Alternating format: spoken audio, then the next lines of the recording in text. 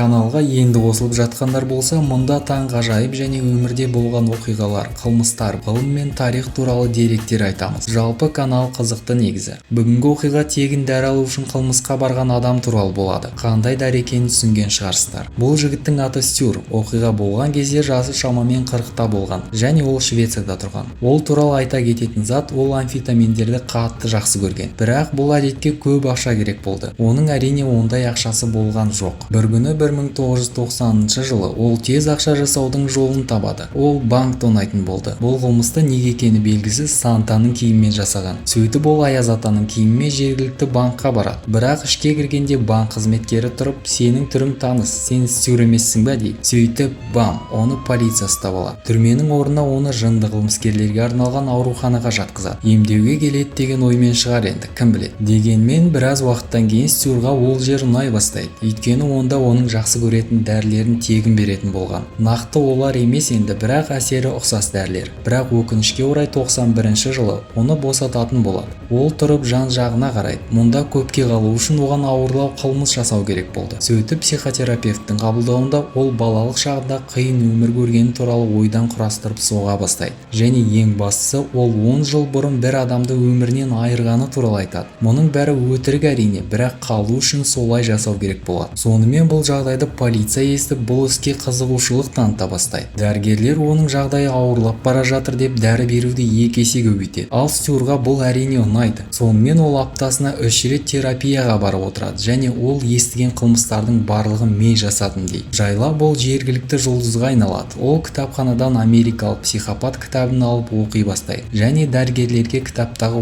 оқығанын өз қылмыстарында қалай қолданғанын айтады. Яғни адам бөлшектегенін, оларды қалай жегенін, мұның бәрі жиіркенішті әрине, бірақ олар Стюрдің айтқан әрбір сөзіне сенеді. Бұл уақытта полиция оның мойындаған барлық қылмыстарын тергей бастайды. Негізі әр қылмыскердің өз ерекшелігі болады. Ал Стюр үлкенді де кішіні де барлығын өлтіре берген және қолданған қылмыс құралдары да түсініксіз болды. Тергеуші болған қылмыстардың детальдарын сұрағанда ол барлығын қате айтады. Мысалға, өлтірілген сары шашты қыз болса, ол оны қара дейді. Жалпы сол сияқты заттар. Бірақ қате айтқаны басымнан жарақат алған, содан есіме түсіре алмай отырмын деп соғады. Әрине полиция мен дәрігерлер де оған сенеді. Қылмыс орнын көрсету үшін ол ұшаққа да бірнеше рет отырған. 2001 жылы Стюр 39 қылмысты мойнына алған және ол олардың 8 қылмысы үшін сотталады. Ешкімді өлтірмесе де ол Швецияның ең атақты киллері деген атқа ие болады. Бірақ тура сол жыл аурухананың бастығы ауысады және ол Стюрдің медкартасын қарап, оған берілетін дәрілердің көптігінен шокта болады. Сөйтіп директор дәрі беруді азайтуға бұйырады. Арада 7 жыл өтеді. 2008 жыл болады. Ол әлі сонда және жасы 50-ге кеп қалған. Сол жылы Ханнес деген журналист бұл оқиға туралы көбірек білгісі келіп клиникаға барады. Ханнес ол жерден 50 000 беттен тұратын Стюрдің жазбаларын алады. Ол жерде барлық дәрігерлермен сөйлескендері мен полиция тергеулері болған. Қарап отырып, ол барлық қылмыстарға полицияның бірде-бір дәлелі болмағанын анықтайды. Ол жерде тек оның аузынан шыққан мойындаулары ғана болған. Бұл уақытта Стюрдің ол жерде отырғанына 20 жылдай болып қалған. Сөйтіп журналист Стюрмен кездесіп, мұның бәрі бір түрлі сияқты, қылмыстың бәрін расымен сен жасадың ба дейді. Қаншама жыл өтірік айтып келіп, бір мезетте ол тұрып, жоқ, мен ешқандай қылмыс жасаған жоқпын дейді және барлығын тек тегін дәрі үшін болғанын айтады. Сөйтіп іс сотқа қайтарылады және олар барлық 8 істі қайта қарайды. Судья бірде-бір дәлел болмағандықтан оны босатуға шешім шығарады және 2014 жылы ол әйтеуір сыртқа шығады. Менің бүгінге айтарым осы. Қызықты видеолар өткізіп алмас үшін каналға тіркеліп кетуді ұмытпаңыздар.